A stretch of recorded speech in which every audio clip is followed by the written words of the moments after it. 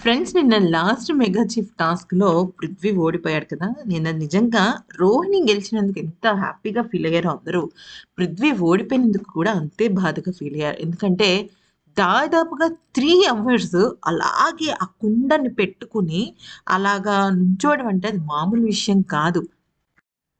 ఎందుకనంటే, పృథ్వీ వాళ్ళ mother తననడిగారనమాట. Mega చీఫ్‌గా చూడాలనుకుంటున్నాను అని చెప్పేసి.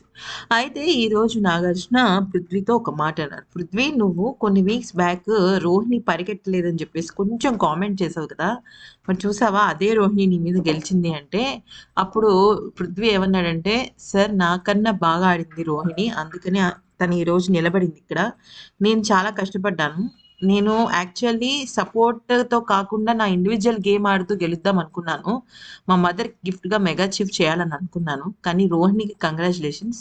నేను ఆ రోజు తను నన్ను ఎక్కిరించింది కాబట్టే నేను తనని ఎక్కిరించాను అలాగా చేశాను తప్ప లేకపోతే నాకు రోహిణి గారి మీద ఎటువంటి ఇది లేదు అని చెప్పేసి చెప్పడం జరుగుతుంది. అప్పుడు రోహిణి లేచి సార్ పృథ్వీ అన్న మాట నేనెప్పుడు పట్టించుకోలేదు.